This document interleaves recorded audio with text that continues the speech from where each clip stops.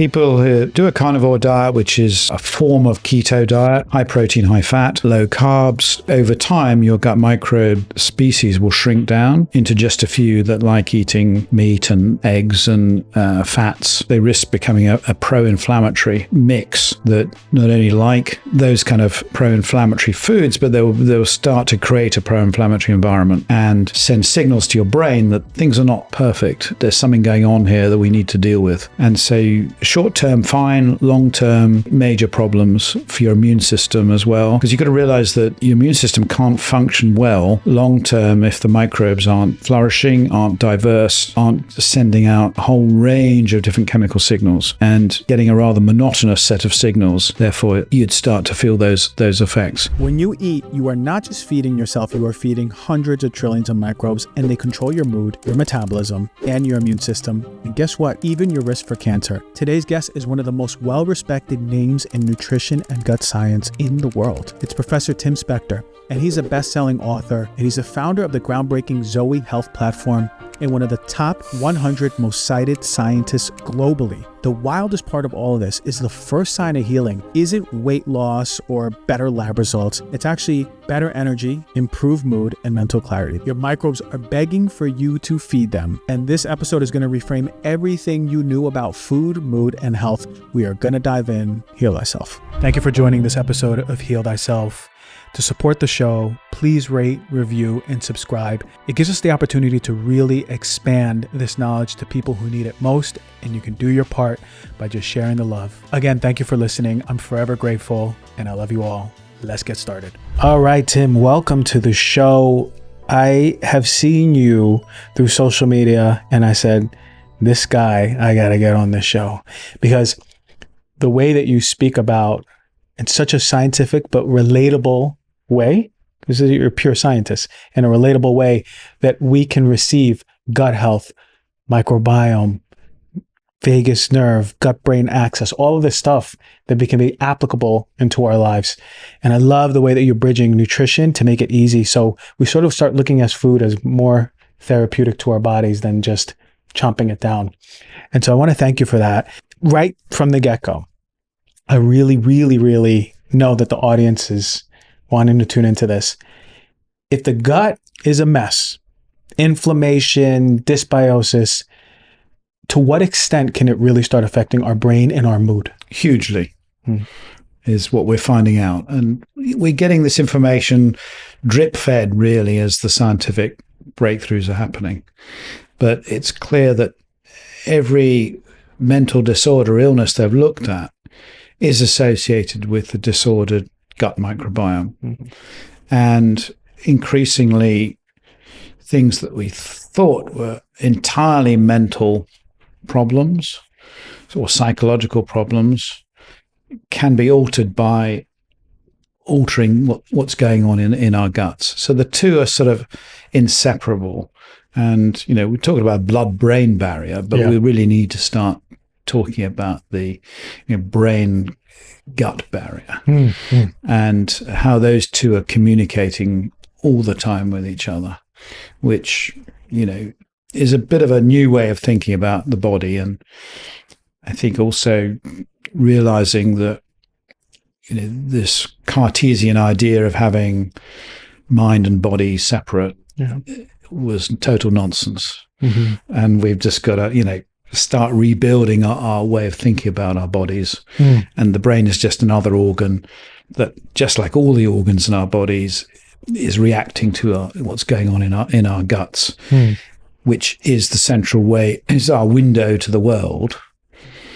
This tube that, you know, is exposed to the elements and food and everything else, and is our weather vane. And so, you know, our brain is blind, and it is really needing our guts to tell us what's going on. And, you know, the last 50 years, we've really been putting the wrong shit into our bodies. And the brain is saying, you know, thinks we're in a sort of war zone because of what it's been fed. And I think this is the whole new way of looking about nutrition and gut health and brain health, realizing that they're so interlinked. And this is something that's never taught at medical school. And, we have these psychiatrists on the one hand who never speak to gastroenterologists, and people, who are doing psychology have got no idea about diet. And, it's really madness to treat these two as completely separate. Mm-hmm. Everyone should be learning in a much more holistic way. And, but it also means that, the average public listening also can start to get a better understanding of how to improve their health by listening to what the new science is telling us. And, I'm learning, because I didn't know any of this until I sort of started my journey into the gut microbiome 14, 15 years ago. Even every year, I'm still learning new things and recalibrating what's really going on. So undoubtedly, what we put into our guts, the food, has a dramatic effect on our brains, our mood, and our energy. And we're just discovering why, as well as the fact that we can measure this. Because I was taught at medical school that, there's no point in asking the patient questions like that. They're just unreliable. Mm-hmm.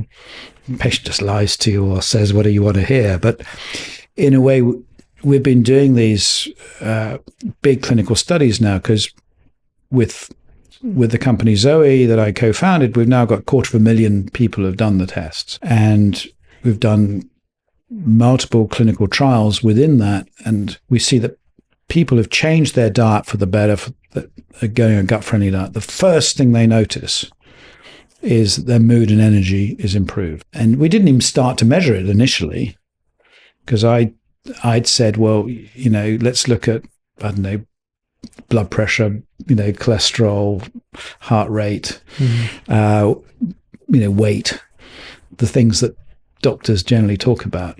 Not this nebulous idea, but we were getting so many of these anecdotes, people telling us, that we started giving people an app and they could record their mood and energy on a daily basis. And it became absolutely clear that that was the most dramatic thing that changes when people improve their diet. And that was, a bit of a revelation for me about what was going on here, and why was it so much faster than all these other changes.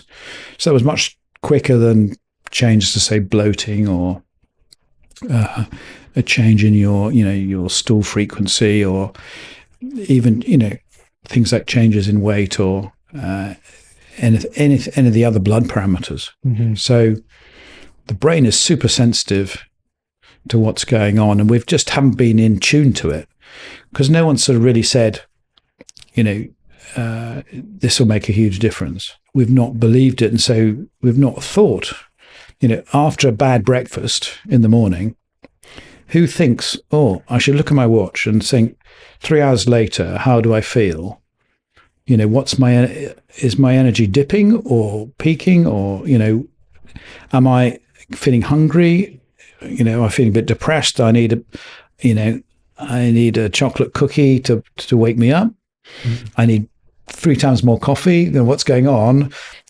Or if I had a different breakfast, what is it? We're not trained to do that, because we're all trained to think that all food's the same. It's just calories. It's just energy. It's just what goes in, goes out. Mm-hmm. We're just these simple furnaces that burn this stuff. Doesn't matter. And it's so wrong that, it absolutely matters. The quality of the fuel is crucial to how organs like our brain run. And so I've totally changed my opinion on all this stuff. I mean, for many years I was a geneticist, so I believed genes were the most important thing. And, they still play a role. But, this epidemic of disease we're getting, it's nothing to do with genetics. It's the rotten environment we're all surrounded by. Many of us with not much choice in the matter. But the great thing is that however bad anyone is, or their gut microbes are, everyone can improve, and they can improve within a few days. I think that's, to me, the really empowering message. Super empowering. A few days and mood and energy can, for most people, as you had seen in the research from Zoe, is that they start feeling better. And it's sort of the thing that we need to start making the changes. We need that better energy to get out of that hole. We need that better mood. And then when we're out of that hole, we start really feeling good in our body, starting to feel, whoa, my bloating is, after a few weeks, going down. I have better bowel movements. This change is much different than if I ate the same amount of calories of other foods that are not as healthy or nutritious. That's right. But if you're not expecting it and no one mentions it, you might miss it. That's right. And so it's really important because, as I said, if you go and see a doctor, he's not going to say, do this. And, by the end of the week, you may not notice much, but, your energy and mood will be lifted, which shows it's working. Then you continue it. Mm-hmm.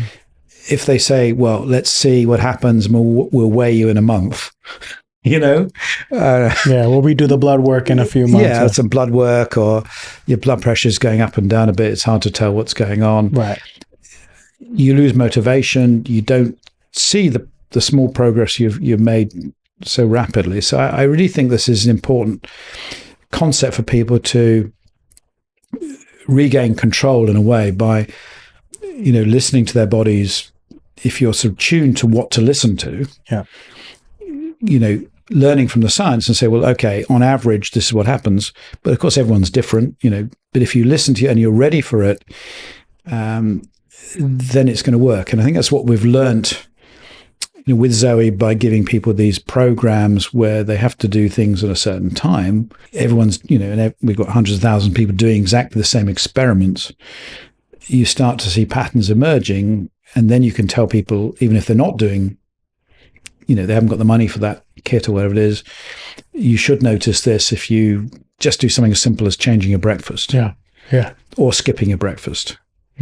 Or, doing something else or cutting out ultra processed food or whatever it is, you can see a difference and you can see it super quickly. Then naturally, I start thinking, viewers, listeners, you got the Zoe participants on this protocol.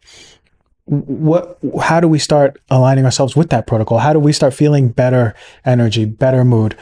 Is it that the protocol has X amount of plant foods? Is it meat heavy? What are we missing here?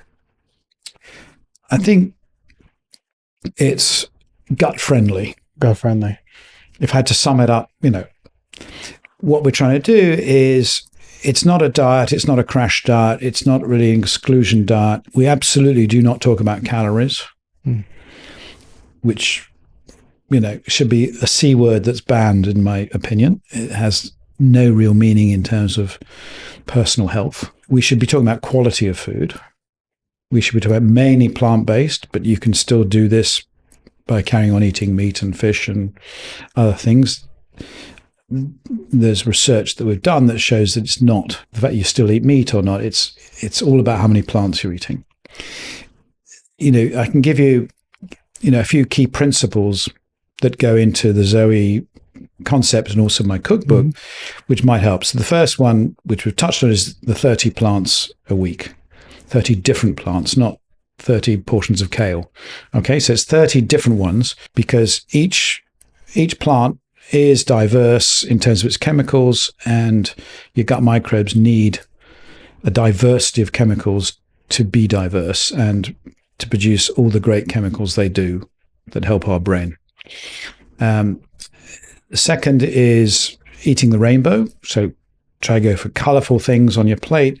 That's a sign that they've got these plant chemicals in them, defense chemicals called polyphenols, which give not only the bright colors in berries and fruits, but also some of those bitter tastes you might get in good quality olive oil, you get in black coffee, you get in dark chocolate, you get in red wine. That concentrated plant chemicals that are rocket fuel for your gut microbes. You've got fermented foods is the other thing. We try to get more fermented foods on the plate, more regular portions. And there's really good science now that if you can get somewhere between 3 and 5 small portions a day, within 2 weeks, you get a reduction in your inflammation levels, which has knock-on effects on your mood and your brain we're probably going to go on to discuss. Then you've got this idea that you should be pivoting your protein. So a lot of people in the US are really obsessed with protein at the moment, mainly because they're being bombarded with adverts from big food companies, because selling extra protein is so cheap for them. They can make any junk food seem healthy by adding protein to it. Protein drinks, protein shakes, protein snacks. Yeah, it's taken over America, and 95% of Americans are getting more than enough, double the amount of protein they need, right? It's just getting converted to fat. So instead of that meat, think of using vegetables as a protein source. And that means having less meat and more things like beans and legumes, chickpeas, variety of things that not only have the protein you need, but also have fiber. And 90% of Americans are deficient in fiber. Mm-hmm. Mm-hmm. That's a fact. So, but no company's pushing fiber because it's not. Why would you want to put fiber in your food? Because that makes people eat less. Yeah. So, and there's no great markup on fiber, and it goes off. You can't keep it in 7-Eleven for very long. Yeah. That's true. I've been thinking about my evening routines lately, and what I notice is that I really had a lot of the practices down, the resting my body, reading a book, but I wanted something to help complement my sleep. And that's when I discovered Cornbread Hemp's THC gummies. Now, a lot of you know about THC gummies, but a lot of THC gummies are not pure and clean and high quality. What I love about these gummies is that they're the real deal. America's only USDA organic THC gummies made with a perfect 1-to-1 ratio of THC and CBD, but the best part is you ain't gonna have no hangover. It's pure relaxation, drifting off to sleep. And really the thing that impressed me is that they're 100% legal, made with no synthetic ingredients, clean, organic goodness that is gonna help you find your calm. If you're ready to upgrade your relaxation game right now, Heal Thyself listeners, you can save 30% on your first order. Just head to cornbreadhemp.com/DRG and use the code DRG at checkout. That is cornbreadhemp.com/DRG. I want to talk to you about something that has been a game changer for me. That is Bond Charge. And if you're like me and always looking for ways to optimize your health naturally, you're going to love this. They've got this huge range of products backed by solid science. And I've got to tell you about my favorite one, that is the red light face mask. It is super lightweight and does not get hot. It's really comfortable and easy to wear. And the best part is it uses both near infrared and red light to boost collagen and elastin production. That is a secret to healthier skin. Now, I've tried red light devices for a long time. Bond Charge really stands out because they've actually removed that sleep disturbing green and blue light that a lot of red light products have out there. Plus, they have 0 EMFs, 0 flicker, and it comes with a 1-year warranty. Head over to bondcharge.com and use the coupon code DRG to save 15% off of your order. That is BONCHARGE.com. And don't forget to use that code DRG for 15% off. Yeah. And then the other is, think quality, not calories. So ignore calorie labels on foods, think about the quality, and try and cut out as much as possible ultra-processed foods, which, we can go into, but, go back to whole foods. And the final one is think about how you're eating and your timing of your meals. Stop snacking. If you can, try and have bigger main meals so you're not hungry after it. And if you are going to snack, don't do it late at night. Give yourself 14 hours, or at least 12 hours overnight to rest your gut and your gut microbes. So they're the sort of 6 principles behind what we're trying to push people to do with the Zoe program, but in their own way. So there isn't like one formula. Yeah. Because, this is not a 6-week crash diet. This is something that's going to last you years or decades. Yeah. It's thinking about food in a different way. It's pushing you towards those goals so that you can make your own good decisions every day. And if you're focusing on, trying to maximize what's on your plate for your gut, everything else seems to follow. Mm-hmm. So rather than saying, I've got to get this many macros and I've got to count my protein count and my fiber and this, don't bother. Just these simple rules that, eat the rainbow 30 plants, fermented foods, just try and every time you get a meal, say, can I add a bit more plants to this? Can I add more ferments to it? Can I add a bit more color to it? Everything else then follows. You'll be getting the right amount of fiber, you'll be getting all the good stuff. And if you want, you can add meat and fish to it, no problem. And that's the principle of Zoe, and that's also the principles behind the new cookbook. Amazing. And the new cookbook is Food for Life Cookbook. It's coming out in May. I'm excited to talk about it. Let's go into it at the end because I want to know what's in it. And you're talking to someone who I like food, but I don't love cooking. So I'm really excited, but I love the microbiome and I love all of the different foods and variety. I always say the colors of the rainbow. You look at a plate and you go, okay, this looks kind of bland. All I see is green.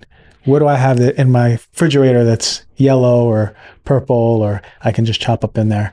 And the variety I know is so important for the microbiome. This leads me to, everyone loves carnivore diet. There's so many people that are doing carnivore diet. It sounds like it's the antithesis of everything you just said. How do you see the carnivore diet? And is it long-term going to affect the microbiome of all these people who are doing it without any data for long-term research? You feel like you're not sleeping well, you're feeling more stressed than usual, or even noticing changes in your cravings, your skin, your energy. It could all come down to one essential mineral, and that's magnesium. Most of us aren't getting enough magnesium, and when we're deficient, it can throw everything out of sync, our hormones, metabolism, and even our stress levels. That is why I'm here to tell you about Magnesium Breakthrough from Bioptimizers. Adding Magnesium Breakthrough to your routine can support deeper sleep, better digestion, and stress management. Go to bioptimizers.com and use the code DRG for 10% off. That is bioptimizers.com/DRG. Absolutely. So the people who do a carnivore diet, which is a sort of form of keto diet, really, which is high protein, high fat, low carbs, depending on how strict it is and how much fat there is. Some people find it easy, some people find it hard.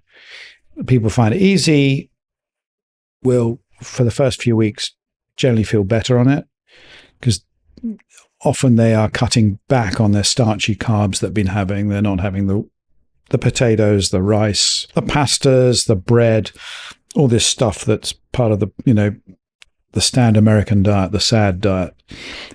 So they might be also having less ultra-processed foods in there. So there are some good things about it. But long-term, they are throwing the baby out with the bathwater, right? By saying all carbs are bad, they're taking away everything that's giving us long-term nutrition. So the 100,000 chemicals that are in plants, they're sort of removing from our diet. They'll also start to get fiber deficient. It's very hard to get your 30 grams of fiber if you're on a predominantly carnivore diet. And you're also not getting the variety. So over time, your gut microbe species will shrink down into just a few that like eating meat and eggs and fats. And they risk becoming a pro-inflammatory mix that not only like those kind of pro-inflammatory foods, but they'll start to create a pro-inflammatory environment and send signals to your brain that things are not perfect. There's something going on here that we need to deal with. And so short-term, fine. Long-term, I see major problems for your immune system as well, because you've got to realize that your immune system can't function well long-term if the microbes aren't flourishing, aren't diverse, aren't sending out a whole range of different chemical signals. And they'd be getting a rather monotonous set of signals if you're just eating, fish, eggs, meat, cheese all the time. You wouldn't be getting the full range. Therefore, you'd start to feel those effects. So that's it. I'm quite happy with people to do this for a few weeks, get them off some of the ultra-processed foods and their bad habits, but then they would have to realize the long-term damage they might be doing. So that's my take on it. But I think there are some people, perhaps 1% of the population, that it does seem to suit long-term. And there are populations, if you're a Native American living in Alaska, or Right. genetically, he didn't really have any vegetables apart from the odd bit of seaweed, and might be well adapted to it. But I would say 99% of us are not. I love that answer because it's what I've been trying to tell people who are really big proponents that, long term, it's going to start selecting for those species. First of all, diversity will go down, pro-inflammatory state over the long term, but it's just like really become a cult, especially through social media.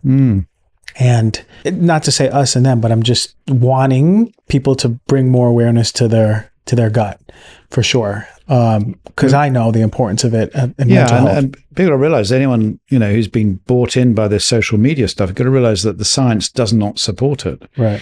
That every time there's any big study, we just published a paper of 30,000 individuals where we had good diet data and microbiome data. It was everybody from people who were eating a hell of a lot of meat to vegans who didn't eat any, and everyone in between. And what it clearly showed is that on average, the gut health was clearly better in vegans who were better than vegetarians, who were better than meat eaters. But within those three categories, or meat eaters, I say omnivores, within those three categories, there were huge differences. So you could be a very unhealthy vegan and you can be a very healthy meat eater. And it turned out that the healthiest subgroup of all were the occasional meat eaters who ate a rich diversity of plants. And that's the sort of optimal, so if you looked at it at a sort of macro scale, and you believe in gut health being, as I do, the best sort of window to your general health at that moment and your future health rather than genetics, it seems to be that eating a diversity of everything in moderation, the good stuff, is the best way to stay healthy long term. So that the science absolutely doesn't support these radical carnivore diets that are just too exclusive and selective. We evolved to eat lots of things. I mean, I spent a week with the hunter-gatherer tribe, the Hadza. They don't exist on meat alone. They're eating enormous amounts of fiber and berries and tubers, like, they're equivalent to potatoes. And they live off variety. So anyone's having the same steak and eggs every day. Yeah. I'd find that ultimately so depressing as well. It's depressing because you want that variety anyway. Yeah. But part of it is, I wonder if the brain's wired to have that depressive feeling when we're bored with the same food, because it knows that we need the variety and diversity. It's so intelligent. And it's interesting because I know someone on social media who say, I was with the Hadza tribe and all they ate was meat. So you can see how it's depicted in social media versus what's the reality of it. It's incredible. And again, I was vegan for 15 years, and I was such a proponent of the variety, the fiber, knowing how powerful it can be for overall health, and supportive of the microbiome environment, which we sort of don't pay full attention to. And we go, well, I could just take my probiotic and just eat how I eat, which brings me to this topic of probiotics. There's so many probiotics we can go to Air One right now and we'll see a whole shelf of probiotics, or Whole Foods, or even Walgreens or CVS. Big spectrum of variety, some in the refrigerator, some in the shelf. Do probiotics actually work? Do they actually work? And is there a best probiotic, or should we just be eating a variety of food and that's the best? Okay, we've got a few questions in there. Yeah. I wrote a review with some colleagues a few years ago trying to get this big picture of probiotics for the British Medical Journal. Answering that, do they work, yes or no? And we looked at 20 diseases, 20 conditions which they'd been used, in which there'd been proper scientific trials. And And for 17 of them, there was good evidence that probiotics had some benefit compared to placebo. But there was, so at that level they work, but there was no consistency about which strains worked better than others. None of the trials really replicated each other very well. So there's a general feeling that on average they work, but total uncertainty about recommending any particular one. There's a few that sort of keep coming up, a certain lactobacillus, for example. There's one called Lactobacillus rhamnosus for depression, which has worked in a few trials, but then someone's come up with another one that works slightly better. And then, and there's generally, my feeling is that what they don't take into account is the fact that our microbiomes are so different. Yeah. So, two unrelated people like you and I would only share about 20% of our gut microbes. So why should the same probiotic work and fit into our niche in exactly the same way? It's highly unlikely because our microbiomes are much more different than our genes. So, you and I are fifth cousins on average. We may be closer, who knows? We've both got suntans. But that's right. We're both a little tan here. So I think this is it. So my view is you can take a probiotic, but you can't be guaranteed it's going to work because of this individual variation. And hopefully in the future, we'll be personalizing them to your own gut microbes. But we still don't really know how probiotics work. Because we know they don't stick in your gut for any length of time. So they're passing through. And some of the latest research I'm doing is suggesting they might be working in a part of the gut, which is the small intestine, where, because there's, when by the time you've eaten them, they've gone through the stomach. A lot of them have been killed off. So where you start with 5 billion, you might end up with 50 million or something. Still reasonable numbers, but not overwhelming. And they'd be completely swamped in our lower intestine by billions or trillions of guys. So what effect, it's like one person in a football stadium, hey, I'm the healthy one, And then when you're surrounded by everyone else with hot dogs, it's like, not going to. So, but in the small intestine, that they could have an effect, but we can't currently measure it. We don't know what's going on. So there's a lot of unknowns about how probiotics do work. And so there are some cases they will work well in some people, but they will fail in others. And the solution to that has been to pile them all together and hope that, one of the strains works.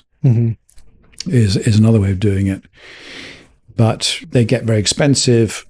You don't know if they're out competing each other there. So I prefer generally fermented foods as a more natural approach, and also a way to get more different strains that can have a chance, that are happily living together in food, so they're not fighting each other. For example, if you take milk kefir, fermented milk, it's got like 4 or 5 times more microbes than in yogurt. So you can have like 10 to 12 strains there that coexist quite happily. You eat them, the milk protects them going through the stomach. A reasonable amount are still there. They're having an effect. And there's increasing studies showing that fermented foods are probably more likely to be powerful than most of the current probiotics out there.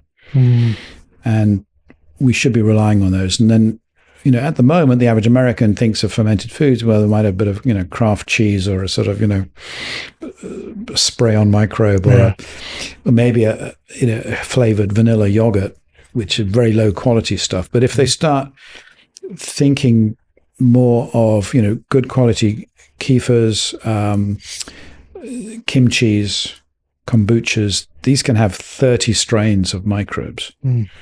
And increasingly we're seeing evidence that they can do good. And there was a study out of Stanford recently on fermented foods showing that if you can get people to take 5 small portions a day of these fermented foods, you get a significant reduction in your blood inflammation levels. Wow. Compared to just a high fiber, diet. So I think the data is really building up that fermented foods are more powerful than probiotics. And, it was interesting when at Zoe, we did a study comparing a standard probiotic, Lactobacillus rhamnosus, against our new product called Daily 30, which is 30 freeze-dried plants, which is like fertilizer for the microbes. So you've got the probiotic, which is live microbes that are not normally in your gut, that are in food, and then you've got a range of other foods for your existing microbes to boost them. No one's ever really compared those before. So we did this study, and we got significant improvements in the prebiotic, the fertilizer group, our Zoe made Daily 30. And that, again, brought home to me, and this is against, a good probiotic that has been shown to be good in a few people with mild depression. So I'm a big believer in food at the moment. But I'm not discounting that, there are going to be more advances in probiotics, that we start to work out which ones are good for certain conditions and which can then be suited, personalized to you. I think that's absolutely true. But you've got to do the studies, because most of the stuff that's marketed, there's zero science behind it. It's just marketing. Yeah. So I'm hearing fermented food, prebiotic rich food, the Zoe 30 packets. Are those out, by the way? Do we just go on the website? We can get those? Yeah. Especially busy people Daily like 30, me. it's called. Yeah. I think they're going to be a huge success. They've been huge in the UK, and now we'll bring it to the US. Beautiful. How long of using these fiber or plant freeze-dried plant packets till we start seeing improvement in the research that you did against the probiotic? We measured it, the gut health at 3 months, and it significantly improved compared to the probiotic and compared to a dummy one of sort of dried just breadcrumbs. So we did it against the placebo effect. That's on the microbiome. We also saw earlier changes in mood, energy, and it interestingly reduced hunger. So, we saw any modest effects on weight. So I'm not billing it as a weight loss miracle cure. We have those now. Yeah, we do. But it was interesting, the fact it filled people up, because each scoop is 5 grams of fiber, which in epidemiology studies have shown to reduce your risk of heart disease and death by 14%. So that's a huge amount of fiber for the average American. It's a third of their fiber intake, and you just one scoop and it's done. So I think we've always underestimated the effects of fiber, and at the same time, we always think of fiber as a fuel, but actually all the individual bits of it, those 30 plants that make up that, the exotic types of mushroom have all got unique chemicals in them that our microbes can use. We've got some baobab in there that you can only get in Africa. So trying to bring in new stuff that you wouldn't normally get, in your average American diet, I think is a really cool way to do it. But, I think in conjunction with trying to improve your diet, I don't think we should be seeing this. It's not a meal replacement. You add it to already good food to make it even better, not trying to, as some of these chemical powders do, try to totally replace your diet. You don't have to worry about anything. You just have this chemical vitamin powder and you'll be super healthy. And of course, we're still waiting for any studies of those. They won't come out in a hurry. No, they won't come out in a hurry. It has to really be a supplement of the foundation of what you were saying. And I love that you gave us these guidance foundational pillars to how to switch from eating better, because a lot of people go, well, I'm not getting enough calorie, or I'm not getting enough protein, or I'm getting too many calories, and I have to count this. And that gets stressful in itself. That's taking up too much brain energy for someone that when you suggest these other foundational stuff, they go, well, I'm focusing on this stuff right now. It just can be, the diet is sort of like ingrained in them. Well, it's focusing on the positive.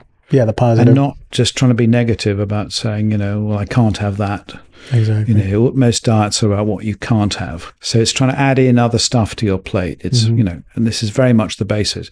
Add more color, add more nuts and seeds, add more fermented foods, add things that give you more flavor. Spices, a teaspoon of a mixed spice has been shown to improve, just that, to improve your gut health in 3 weeks. So we don't think about these things enough, that spices, you just think, oh, well, that's just a chili sauce. Right. It has no effect on me at all. You don't think that actually your microbes are seeing that as concentrated plants that have incredible nutritional value.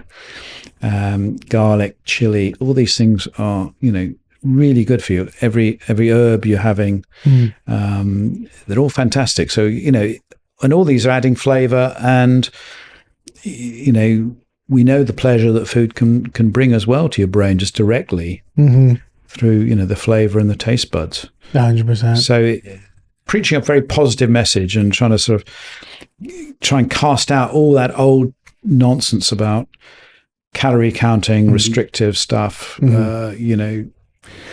fasting for long periods of time, making your life miserable. This is about something that you can carry on for the rest of your life. Yep. And you can teach other people in your family to do. And as we move people away from what the food companies have been, dominating us with. Yeah. It's easier than you think too. I mean, when I spoke about the 30 different plant foods, if you're getting it, you mentioned the spices, they count. You can make a soup and there could be 10 in there in a soup. The other day I had a soup and it was full of different colors, and I go, okay, there's something good going on in here that, I know I've got, at least out of the 30, a good 5 to 10 over here. And it just takes the pressure off. You don't even have to count. You just use the variety, making sure you're getting it in every meal. Good at getting good fermented food. What I find is before every meal, a little sauerkraut or kimchi or miso, I take a little, like half a tablespoon. And that's my pre-meal ritual. It's so easy. You just get used to it. You have a little jar in your fridge and and it's sort of associated with your pre-meal or with your meal. And it makes a huge difference. Yeah, you just swap out, instead of having jelly and, chocolate sauce in your fridge, you've got some nice ferments and brightly colored ones. And you just get used to it. Absolutely. Is there a best fermented food of all? Is there a king or queen of fermented food? Well, I think everyone's biased. So for me, probably kimchi, I would say. From my research, if I'm trying to look at the number of different potential species, kimchi seems to come out top. But it's not to everyone's taste, and it does take a while. It's like when I first went to South Korea for a medical conference, and I went down to breakfast and they're serving kimchi, I just sort of nearly fell out throwing up. I said, I can't. How can you have that for breakfast? Now I love it. Yeah. Right. But it's not an easy one. So I think, you've got to build up to kimchi. But, kimchi, it's sauerkraut is the junior partner in kimchi. It's before you add the garlic and you spice it up. But it's essentially pretty similar. I think there are some kombuchas that are pretty cool, particularly if they're artisan ones. But most of the kombuchas you buy in the stores, the microbes are killed. Anything in a can is dead or ultra filtered, so there's no actual live microbes in it. It's a bit of a minefield out there, getting the right stuff that is full. But if you get any sort of kraut or a kimchi, you open the lid and it's moving. Oh, yeah, that happens. If it fizzes, it froths, it's live, Okay, that's good. If nothing happens, then, maybe it's all been killed off. Yeah. And I got the cheap one instead of the live one. So whenever you can get the live versions of these things, although There's increasing scientific evidence that there are some benefits in dead microbes as well. This whole new area of postbiotics. The postbiotics, yeah. We there's some supplements that are actually like kind of honing in these postbiotic molecules for overall health, which is exciting. Yeah, and it sounded like mad. Why would a dead microbe be good for you? But in the same way that vaccines, for example, often dead bacteria and viruses, they have an effect on your immune system. There's no reason that these couldn't have similar effects. And so there have been at least 4 or 5 studies now of when they used the control group in the trial. Mm-hmm. They killed the probiotics, they pasteurized it or acid inactivate it in some way, and it still had a benefit to the humans who were having it. So suddenly they say, hang on, what's going on here?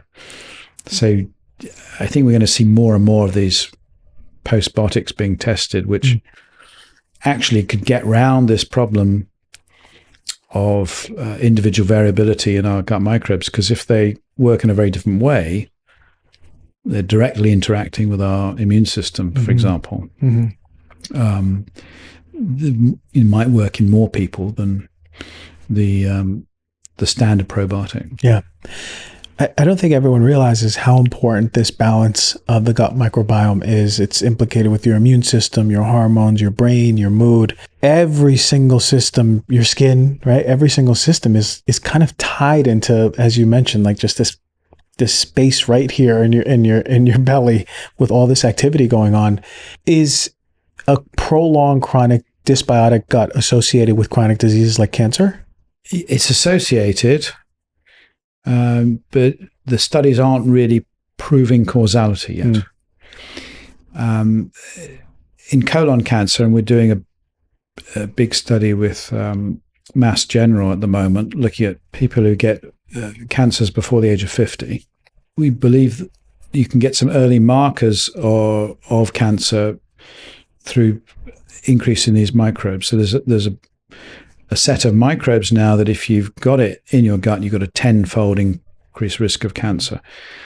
What we don't know is whether the microbes are causing the cancer, or as the cancer is in a very early stage in your gut, it's changing the environment to make it more or less acidic, or producing some delicious chemical for a particular microbe. Those rare microbes go to that spot and inhabit it. So we still are in the early stages, but they certainly are now able to be used as a prediction tool. And there is an association between people who get cancer generally and people who have poor functioning gut microbes. But because cancer it may start many years before. They haven't done those really long studies. You need perhaps 10 years or more to really hone it down. But I believe that because the microbiome is so linked to your immune system, that if your immune system is not functioning well because your microbes are not in a great state, they're not going to be doing that early detection that they should be doing, because they'll be fighting the inflammation going on in the rest of the body. So there's this sort of unifying concept coming up of aging and cancer, that inflammation is quite key to this. And that if your immune system is distracted by inflammation in the rest of your body, perhaps because you're eating all kinds of shit food, it's not zooming in to pick up those early cancers and destroy them, because someone's worked out that, every day we're getting cancers. One cell malfunctioning, but our immune system is really good and zooming in and eliminating it, make sure it doesn't grow. But if your immune system is like, hang on, everyone's shouting over here, over here, over here, it's going to miss a few. And I quite like that theory. It seems to ring true to me that would explain some of these common etiologies of why so many conditions can lead to an increase of cancer, why obesity leads to cancer, because just being obese creates inflammation, your immune system is stirred up. And it's quite a nice unifying idea, really. And why often depression is also related to certain cancers. Why so many young people getting colon cancer? Do you think that that's part of the mechanism of what we're seeing? Yes. I mean, there's definitely been this big rise. It's not just, increased screening. I think it's the current ideas are that, poor diet in young people is definitely one of them. Overuse of antibiotics in kids, disrupting the gut microbes. So that, again, they're not in the best state to regulate the immune system. Pollution's another one. So potentially, whether it's air pollution, plastic pollution, microplastics could be another. Could be pesticides in foods in susceptible people. We don't know definitively which is more important, and it could be a combination of them all. Mm-hmm. But it's clearly our defense systems have clearly gone wrong because they're having to deal with all these other problems that are sort of self-induced, if you like. Mm-hmm. And this project is to try and work out which of those is the more important. Mm. Do we know yet within those effects of all of the, let's say, the pollution or the poor diet or the antibiotics, where does childhood trauma fall into that? Does childhood trauma have a negative long-term effect on the gut microbiome? Great question. There are studies saying there's an association between the two, but association is not causality. Mm-hmm. So it could be that they're related to some common event. So childhood trauma might be, broken home, divorced parents. That meant that they had terrible diets for a number of years, or, so it was not directly due to that stress. But there's a lot of work in rodents, mice and rats, clearly showing that you can traumatize animals and then their microbiome will suffer. Mm. So that we believe that mental psychological stress, at least in animals, definitely has that effect. And I think we then can say a bit of a leap of faith, but that probably happens in humans too. So but if you think of stress and trauma as also leading to low-level inflammation as well, that if that stress and trauma is enough, it changes your immune system to think it's always under attack, or it goes into defense mode. That raises your immune system up. Inflammation is then at a low level, and then, as we've discussed, everything else follows from that, and your and your gut microbes are dealing with an inflammatory situation, so they'll change to be pro-inflammatory. Yeah. So I think it makes absolute sense. Yeah. But I'm being a bit academic there and not sort of going right in. But that's I believe it, but we don't have the 100% certainty. That's what it is. It's so intriguing, though, when we think about that. But thank you, for at least giving us the reference of where the science stands on this. So you can certainly manipulate animals and, potentially reverse some of those effects of the trauma. Yeah. But, rodents are not humans. And I always have to tell people that. Yeah. A lot of people on social media say, oh, no, you need to avoid the plants because of the lectins, the anti-nutrients. Mm-hmm. How do you answer someone who's asking you these questions? Let's say if you're doing a conference and they say, hey, we hear a lot about this. How do we address lectins, anti-nutrients, oxalates, all the things that we find in this nutritious food?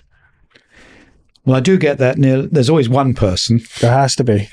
And my quick answer is it's rubbish. That doesn't usually satisfy them. And so I have to say, well, you're making the same mistake as we've been making for decades about reductionism, about looking at one chemical in one set of foods and trying to say, this is the whole reason we've got everything. And that's why so many nutrition authors sell millions of books, because they sell you a simple solution. You know, you go over the years and look at, you know, what are the big bestsellers that have been, you know, grains are the causes all our problems, gluten, whether it's, you know, the wrong kind of fats, whether it's sugar, you know, and lectins is another one, anti-nutrients. And yeah, within, say, nuts or beans or whatever, mainly legumes, where you get these lectins, there are these anti-nutrients that can, in a petri dish laboratory scenario, stop your full absorption of those ingredients. When it's all cooked and all in your stomach, it makes absolutely no difference. So no one has shown that in a real life scenario, these things make any difference at all. So people are often quoting the lowest level of nutrition research, which is people adding different chemicals to little petri dishes to say, okay, this altered this one. It's a non-realistic scenario. And we've got to stop thinking about food as individual items and realize that what's important is what's on the plate. You know, you can criticize everything. There's always one chemical in something that is bad on its own, but you don't eat it on its own. And you know, we've learnt as omnivores that that's why we're healthy. We don't just eat one thing. That's, you know, why we learnt in South America to eat, you know, beans and rice, because each on their own, you'd get a vitamin, you'd get a deficiency.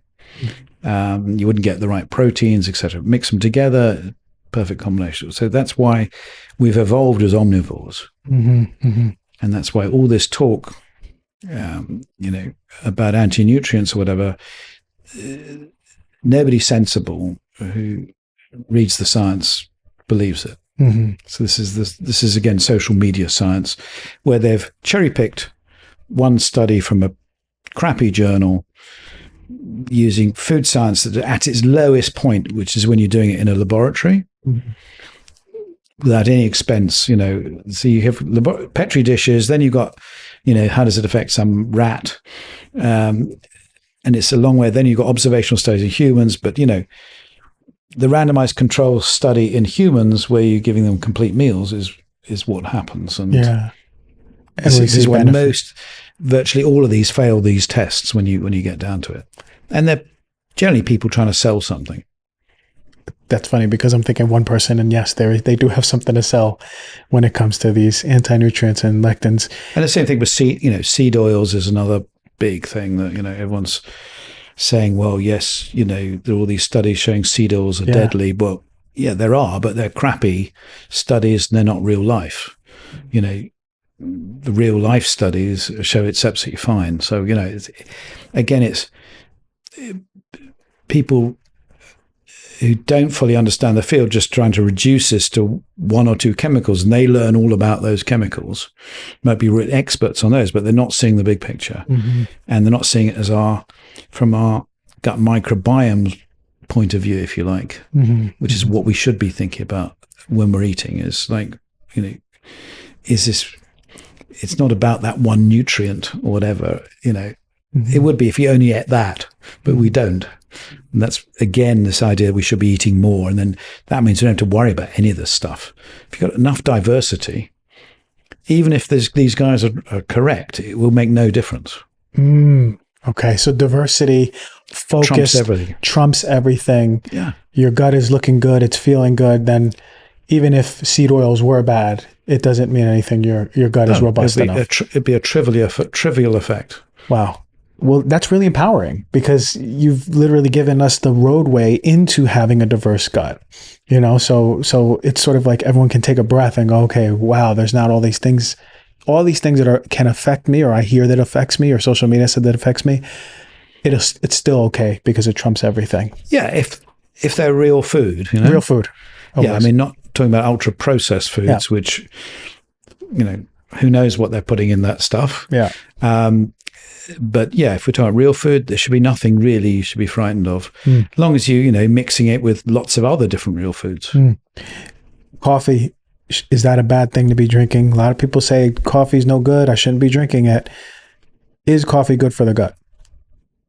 100%. It's fantastic for the gut. 3 cups of coffee will give you 4.5 grams of fiber, which is nearly a third of the American intake. Most coffee has more than a glass of orange juice in terms of fiber in it, and doesn't have all that sugar and rubbish. And yet most people, if you asked them in the street, what's healthier, a glass of orange juice or a coffee, they'd tell you orange juice every time, and they'd give it to their kids, and they're probably better off giving them coffee. We did a big study of coffee drinking in the Zoe members, and it turns out there's a particular microbe that is associated with coffee drinking called Lawsonobacter. And it's a great example of how fussy our microbes are. So this guy is waiting around in your gut for you to drink a cup of coffee, right? Nearly everyone in the US has it, even if they're not coffee drinkers, because we're surrounded by other coffee drinkers. Oh, wow. Okay. And they're breathing on us or kissing us or, babies don't have it, but after a few years they do. But it's in tiny amounts until you drink coffee, and then it comes to life and it gets tenfold, more. And we believe it produces chemicals that are responsible for the fact that regular drinkers will have about 25% less heart disease than people that don't drink coffee. And it's not the caffeine that's important. So decaf has the same effects, and the microbes still, they can't tell the difference between the caffeine and the decaf. They still love it. So I think it's a great story about the gut microbiome. And in a way, if you've got microbes that are that fussy, just think about all the other foods that you've never eaten. That you've got some latent microbe there that's just, oh, come on, give us a break, give us some baobab, give us some, curly kale, give us some, a purple carrot, Iranian carrot, whatever. It's, I think it's really fascinating. And we're just starting to learn, because our database is getting so big now, we've now got 250,000 people. We can start to make these links between certain foods, certain microbes, and certain health outcomes. Great. And but it's a bit like genetics. We needed these massive databases to really call it out, because initially we were just looking at 200 people. That was thought of as a big study. But like everything in science, it just gets more and more complicated. And so you need huge numbers, hundreds of thousands of people to really sort this out. So, our next research bit is coming about, nuts and seeds, which we know are super healthy for us, which microbes they're supporting and what those microbes do. So, working out ways we can boost those good microbes. And all this research has led us to a new way of looking at the gut microbiome, which used to be diversity. So you probably heard, you do a gut health test, and they tell you how diverse is it, which was the gold standard for the last 20 years. Obviously, some people, we got complaints because when we originally started doing the gut testing, we had some super healthy vegans, for example. Just, hey, my score's not that good. Your Zoe score sucks. There's no one healthier than me, and they might have been wrong or lying, but it turns out that just by looking at diversity, you're missing a lot of the picture, because you could have bad bugs that are more diverse. If you've got lots of bad ones, they counted for the diversity as well as the good ones. So now we've calculated a ratio of 50 good and 50 bad ones that everybody has, and that works super well now for everybody. So we're going to publish that paper soon, and I think that's going to really change things. So it means now you can track people over time and trying to work out what tips we can give individuals to build up the good bugs and reduce those pro-inflammatory ones. More personalized. Yeah. So every year we just get better and better at this as we get more data. And incredible. Yeah. But it's complicated. So, it needs massive computers, big scale stuff to really sort it out. It's like the complicated genetics it's taken, you think genetics was sorted out when, Bill Clinton announced, it had all been done, but, it's taken another 25 years to get close. So I think it's similar, but it's going at a really fast pace. So it's really exciting. And seeing also that these brain chemicals are being produced by the microbes, I think is really fun. It's starting to measure the microbes that can produce GABA, the brain chemical. And once we know that there are these set of microbes that produce GABA, then you can start to work out, well, how do I produce a prebiotic that's going to stimulate GABA production, which means it could be the perfect medicinal sort of food treatment for anxiety.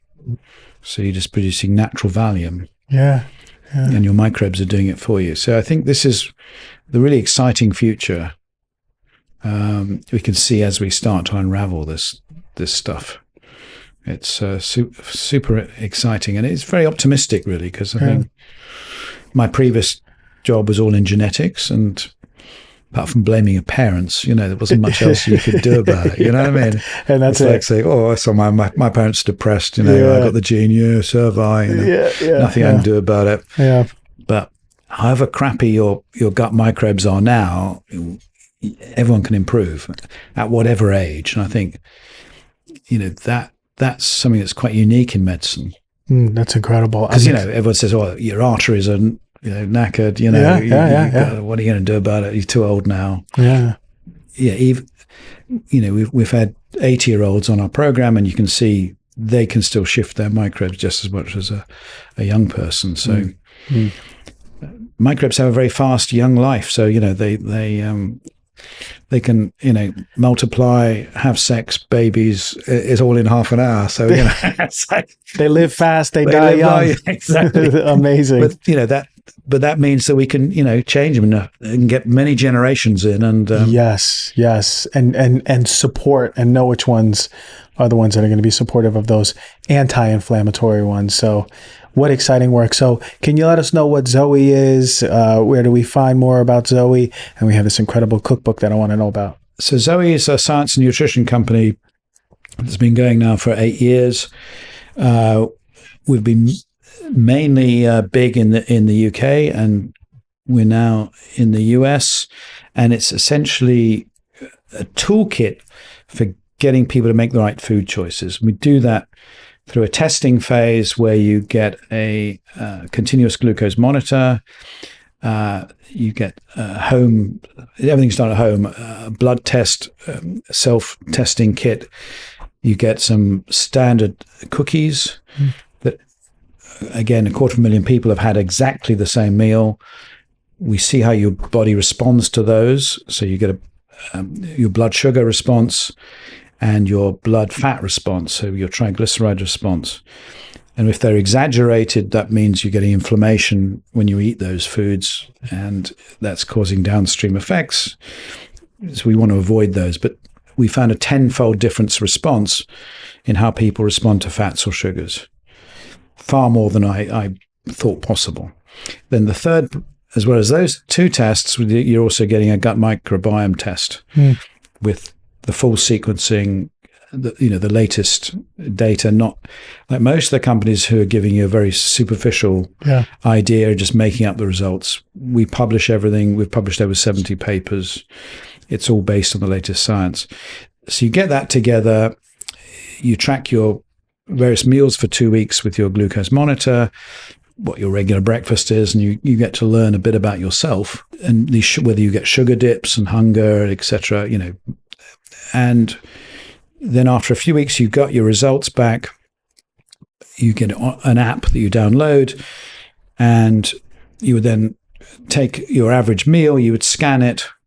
We have photo logging, so the AI does it all for you. Oh, amazing. And it tells you how many plants are in there, what your fiber count is, how much protein you're getting, and importantly, your personalized score. So you get a score from 0 to 100, about how good that is for you, taking into account your sugar response, your fat response, and your gut microbiome. And we also give you certain tips from your microbiome that you need more of these particular plants to boost your good guys and reduce your bad guys. So the idea is you're doing that on a daily basis. You're building up these scores. You're trying to get, on average, a decent score that's much better than what you used to be on. Mm-hmm. And then you start to feel the benefits, and you get tips, you get recipes on there, and you're away, and you can then get retested to see 6 months later, how much your microbiomes, what's your gut score done, this idea. So that's the basic program, and you then subscribe long term, and you get updates and amazing various things. And as our science evolves, you get the new insights, etc. So that's the basic plan, and we've supplemented it with, say, the Daily 30 prebiotic, and things like the cookbook, which are a useful practical tool for people who want ideas of how can they cook simple meals that are gut friendly and tasty, and have all the principles we talked about in theory, but it's a lot easier to see them on a plate, or see them in a recipe book when you can see the nice colors and beautiful pictures. And that it's a plant-based recipe book. It doesn't mean you can't have meat or add it, have them as a side dish. But I found when I switched from being a meat eater to a plant eater, it was quite difficult to know what to cook. Yeah. If you've been, the kind of guy who just says meat and 2 veg and, eating in hospitals or whatever, you don't really have a great idea of what healthy plant-based cuisines cook like, where the plants are the main bit of it, rather than just taking away the meat and leaving the rest. So I think this is a great way for people to make that change and have some fantastic meals that also incorporate the idea that you can have them at any time of day. So we deliberately didn't have a sort of breakfast one, because we realized that people might want to delay their breakfast. I increasingly have brunch so I have 2 meals a day rather than 3 if I can.